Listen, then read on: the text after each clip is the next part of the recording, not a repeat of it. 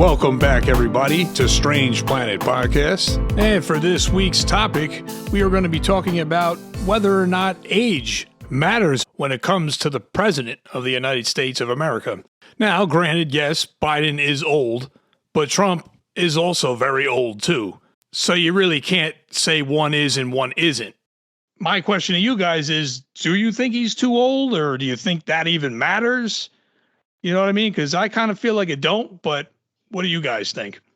I'll just say that before we get to the question of whether Biden is too old, it's important to remember that Joe Biden was someone who was prone to gaffes and imperfect speech previously.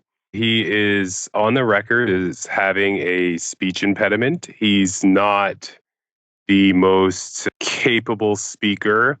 He is engaging. He has been engaging in the past in terms of delivering speeches, but he does have a stuttering problem. And that's something that he's had when he was, the youngest elected senator in history. And so that's something that he has worked hard at in terms of masking, but obviously there's still going to be issues there.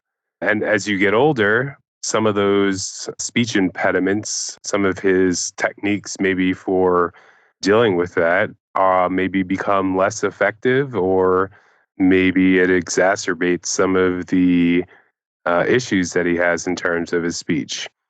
We don't really know the details of that, but again, this was something that was well known about Joe Biden before he became old Joe Biden, and since he was the youngest elected senator at the time.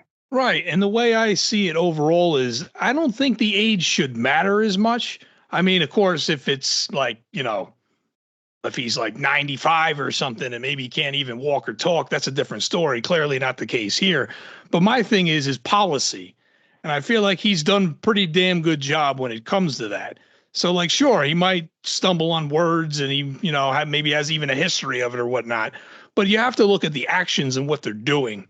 You know what I mean? So when I see Biden, I don't necessarily see that age card being an issue, and especially considering, obviously, Trump is probably going to be the Republican candidate at this rate if he's not already. But there's not a big age difference there, neither. You know what I mean? So if you call one old, you call them both old. So there's no way that, you can say one is and one isn't.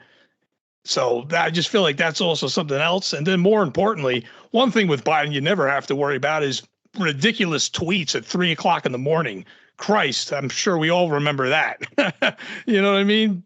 But even that aside, yeah, the bottom line, though, is I just kind of feel like that's not a reason to not vote for him per se, or that shouldn't be something that should be tearing him down. Because I feel like even just with the infrastructure bill that he passed, that alone was more than our past, presidency of accomplishments here. You know what I mean? But he's, there's a list of a few other things that he's done as well. But getting back to the age, I don't see that necessarily being a big issue here. You know what I mean? I mean, how do you feel, Mark? I'm kind of on the fence a little bit. I think it actually may play an issue in his presidency if he does continue forward, because I see signs of him like being confused. You know what I mean? And not so much like the stuttering stuff, because I understand what, Rook was saying about him having that beforehand. But I don't know. I agree that age shouldn't play an issue, but I think in his case, we are pushing the edge.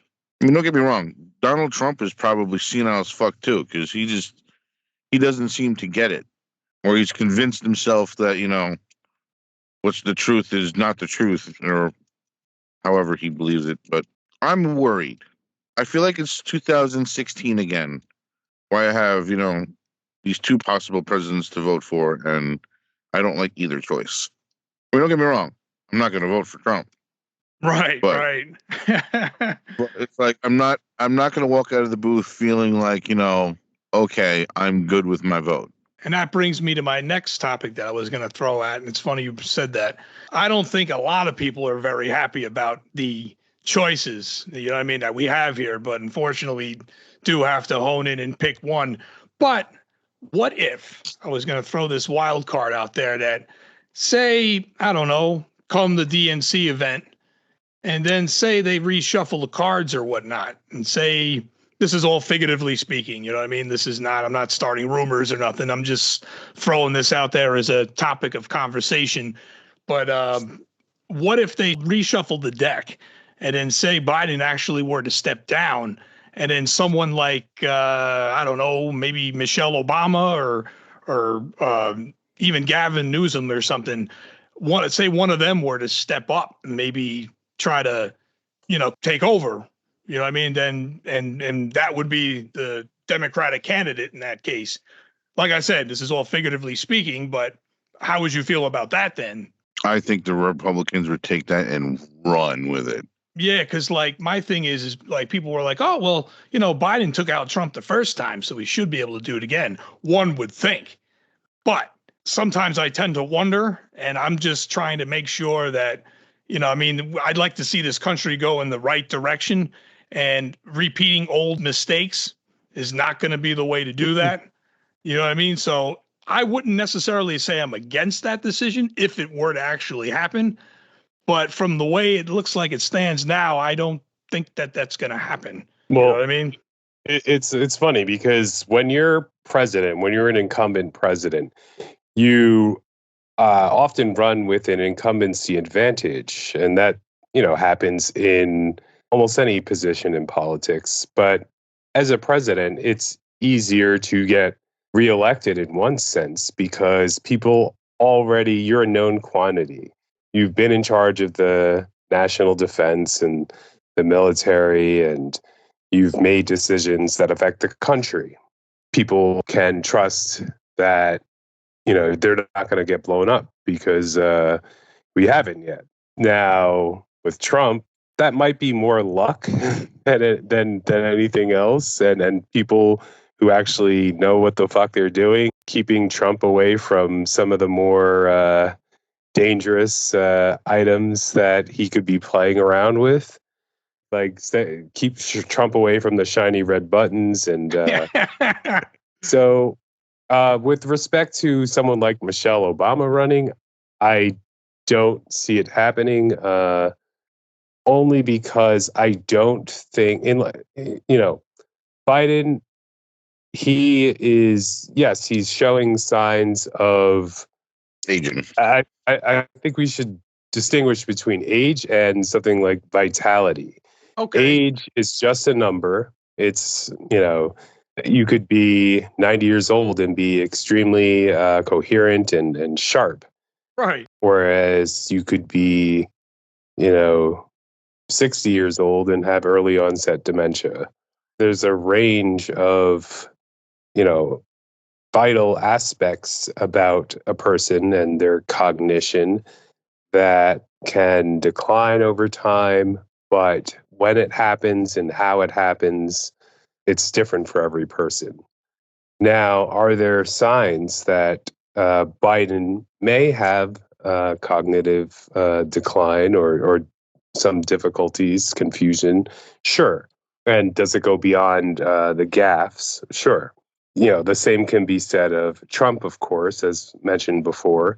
You could also bifurcate Trump's deranged conspiracy theories, which, people of all ages and all ranges of mental faculties, they can think like Trump in terms of his illogical, ridiculous conspiracy theories. Then you have Trump and his evidence of cognitive decline. I think this most recently was evident when he started to, blame Nikki Haley for the not protecting the Capitol from the January 6th insurrectionists. He blamed Nikki Haley for that when really it was he was trying to reference Nancy Pelosi. Right. But since he was running against Nikki Haley, he had to find something bad to say about her. And blaming Nikki Haley for January 6th, where she, wasn't, the Speaker of the House in charge of the Capitol, That was kind of ridiculous. And there's other examples of that with Trump, where it's not just his deranged conspiracy theories or his, sort of narcissism, where he's like, oh, my crowd was much bigger than Obama's, which it wasn't. There's signs that he is not all that with it. And he also has suffered some cognitive decline. And that, coupled with his derangement, could be very dangerous. Now, we have a history of having a president who wasn't all that there toward the end of his presidency, and that is Ronald Reagan. Ronald Reagan had Alzheimer's, it was later revealed, and a lot of the decisions at the end of his presidency happened through Nancy Reagan and a lot of his close advisors. Now, the difference between Trump and Biden is that Biden has in place not only a viable successor in Kamala Harris, she would be a responsible steward of the presidency should Biden, be forced to leave. But, she and the entire administration are professionals. They're there, they know what they're doing. And to the extent that Biden may not be able to handle all of the vast responsibilities of the presidency to the extent that a younger, more vital president would.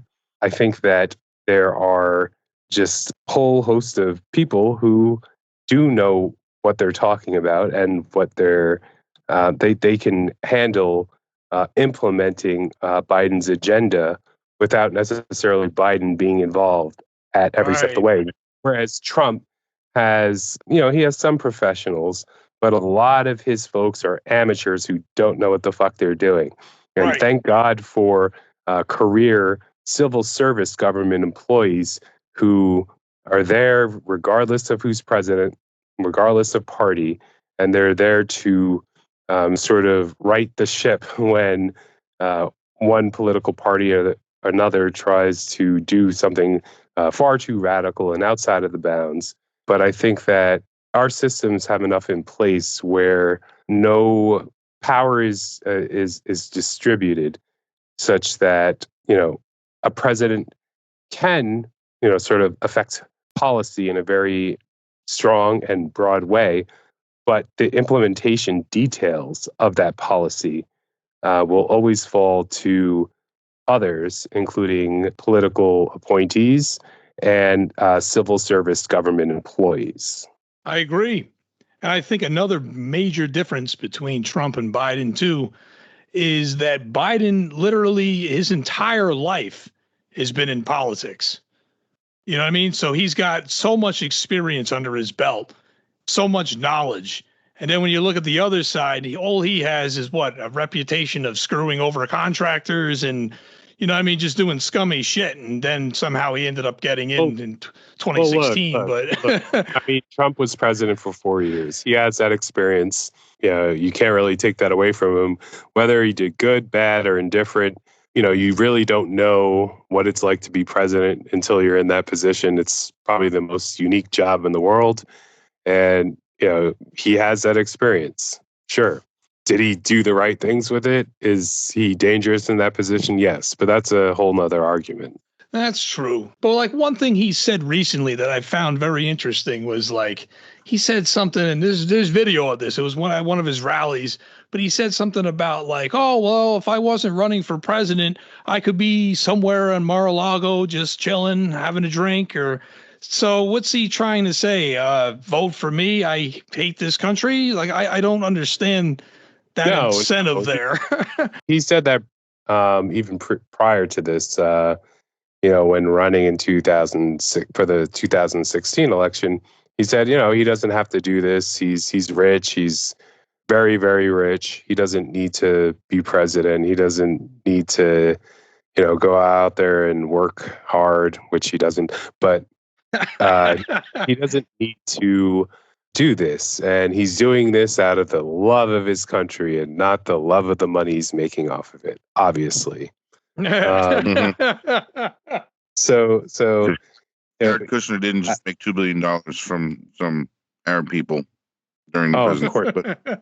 course not. This has nothing to do with grifting and taking grift to the next level. He didn't put up diplomats at the Trump Hotel in Washington, D.C.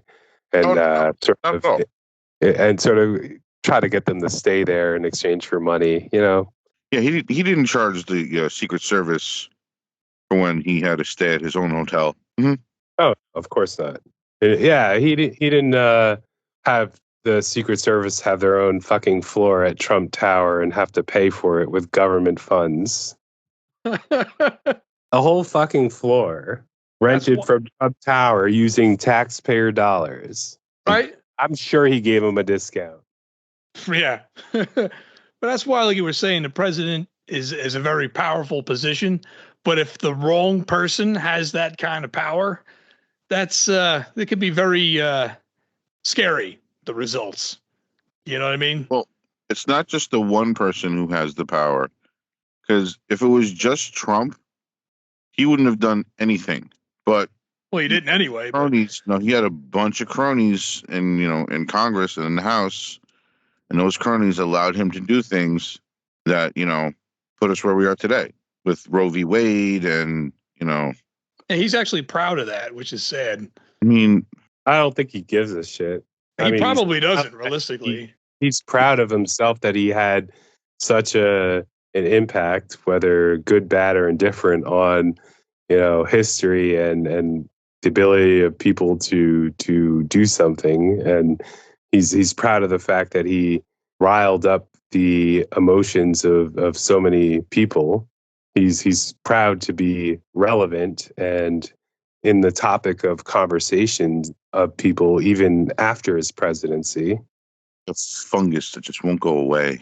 That's what it kind of feels like. But what's he gonna use to run again? Is he gonna run on the wall again that was never built the first time? You know what I mean? That's what I'm trying to. What's he gonna do now? He could keep talking about reversing Roe v. Wade, but that's kind of where the message stops. There's nothing else. He already did that. He doesn't need to talk about that. He could just say yeah, we got it done. He doesn't need to sell conservatives on his abortion credentials because he's proven them. Yeah, that's true too. I mean, Nikki Haley's, I guess, in the race, but she's really just waiting for if Trump gets convicted of something or something happens to him.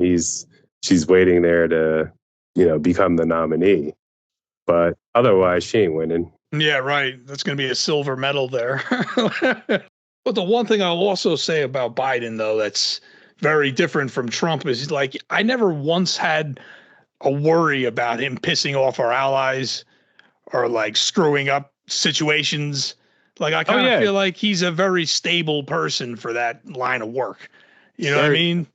Very recently, Trump had some comments he wasn't going to defend NATO countries or whatever. So Putin can just do whatever he wants, basically. If he wants to attack countries, that's fine.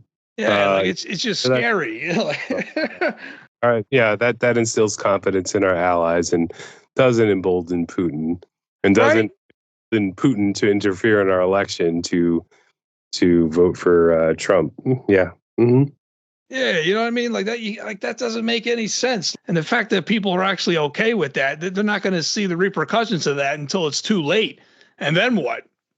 You know what I mean? The object is to prevent those things, not accept them. I think with Trump, he's going to try to run on the whole border thing, even though that's kind of old news. But because we had a package on the table and it was bipartisan, it wasn't something that the Democrats just did. And then Trump called his cronies and no, I don't want that. Make it go away. And so they did. And now the package that we had that would have done something about the border crisis is no longer an option. Right. It's funny. They're like 5-year-olds that say they want hot dogs and friggin' tater tots, and then you give it to them. They're like, no, I don't want this. And they throw the fucking plate Right? It's like that's blocking progress. And the main reason why they're doing that, I think we talked about this a few weeks ago briefly, but like the main reason why they're really doing that is because if they actually were to let that pass and go, what would they have to run on then? So by keeping it the way it is, then magically he'll come in and make it all go away, which we know damn well will not happen. You know what I mean? So, so like that, I just see that very counterproductive. You know what I mean? Yeah, because like that could have been settled to a certain point right now, like you just stated. And he said no. And the main reason why he said no is because he didn't do it. He wants to be the one. So like how like that's not like how selfish can you be and how stupid is that realistically? He's very selfish. He had Mitch McConnell, or I don't know if he had Mitch McConnell. Mitch McConnell did it himself, where he's like, no, you can't have a new justice come in during a presidential election or at the end of a presidency, and then Donald Trump put 3 in. Right? Remember that too? Yep. Yeah, like it's like they bend the rules when they can just to help themselves, but it doesn't help us as a nation. It doesn't, you know? So like that's not progress. You know what I mean?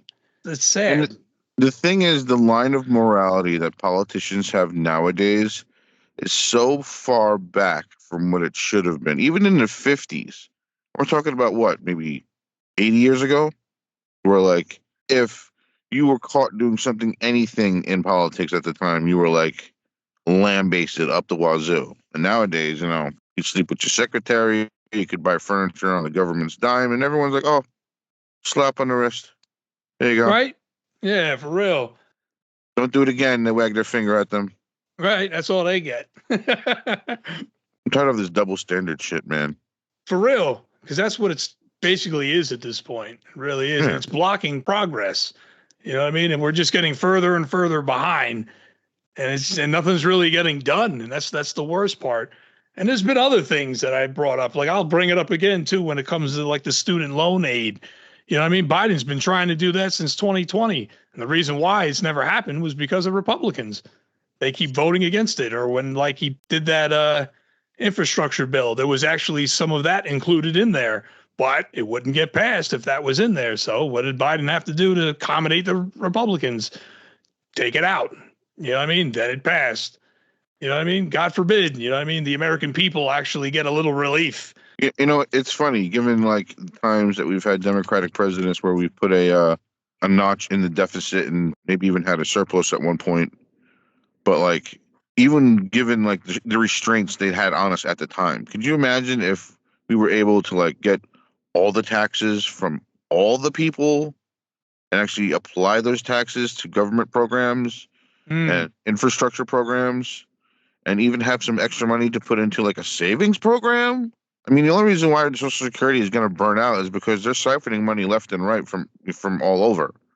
And, you know, no one's going to say it outright because everyone's doing it. So, I mean, I don't know. I mean, that's kind of hearsay and borderline.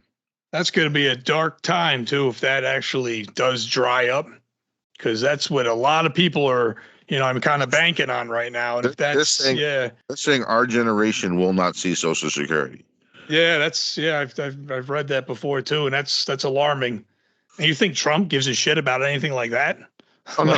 Yeah, you know what I mean? That's so far furthest from his mind. He's trying to find out the next way to get a bunch of chumps into a stadium to spend their money and to see him flap his gums for fucking an hour and then go home feeling like they just got raped. I'm pretty sure even when he was president, he was trying to pinch from that too, or try to take from it. Oh. Every rally he's ever had is just another way of him just griffing, doing, you know, just grabbing the money. Oh yeah, come in and donate to my next, you know, re-election program, to my fight for the right to be stupid and orange, and you know whatever, you know, stupid thing he put in, like the gold coins he has, the fucking NFTs he did. It's like all these things are just fucking scams for him to get money. Yep. You know where all that money's probably going, including the idiotic donations he's probably getting from people, all to his legal bills. So the people are paying for his legal problems. I would not say all, because he also has a history of not paying his fucking lawyers. So that's true too. And contractors and plenty of others. Yeah. I will admit, yeah, he's fucking hemorrhaging money right now. But is he actually paying for all of it? Nope. What kind of Tax it standard up. does that set too? You know what I mean? Yeah, I mean, he wasn't wrong. Dave Chappelle said it. There is a system that all politicians use where they give their rich donator buddies a tax break, and he uses those tax breaks to cheat out of the system. That's what made him popular, because he was like, hey, look, here's an expose of the system, and then he just folded into it and did it for himself after that. Yeah, pretty much. Could you imagine if he actually Robin Hooded that shit for 4 years? Well, see, Like, that's kept exposing shit. Yeah, that's the funny thing you bring up, because he had the potential when he did win in 2016 to be a very good president, and maybe to even do things that some presidents you would never really see do.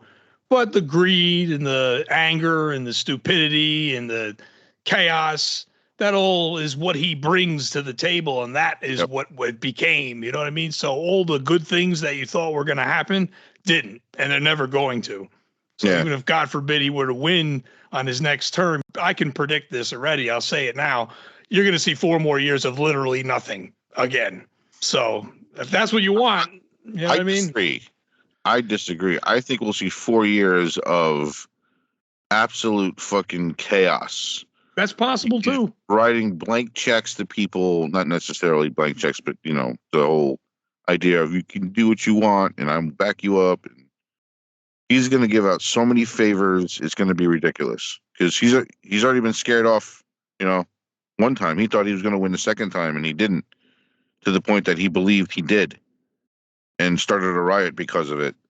And if he ever gets back in there, you are going to have to, pardon the phrase, but I know this will get flagged, he'd have to be killed to get out of office. Huh. Or if his age catches up, I guess. Oh, yeah. So he will not go kicking and screaming. He will bunker himself in there. I'm telling you, he'll have the Proud Boys friggin' shooting it out with SWAT, and what an ugly day that would be. Of course, George Carlin would say he'd love that kind of a day. Well, he probably predicted a lot of this, but I just find it funny how Trump kind of remolded the whole Republican Party to literally just kiss his ass. And it's now not really a party. It's more or less just a big cult. And that's it. It's not everybody. It's a good majority of that crowd, because you still got some of the old ones in there, agreeing with some of it, going along with it. But, I know they're doing it disgruntledly. So, I mean, that's true. Yeah. There is a couple of them that aren't on board with this. And ironically, those are the ones that got casted away. You know what I mean? But I guess there's still a bunch there that are going along with the program, even though in the back of their mind, can we just find a way to get out of this? What check that we signed that our butts cannot cash right now, because this is ridiculous. Real. And that's all we got for this week, everyone.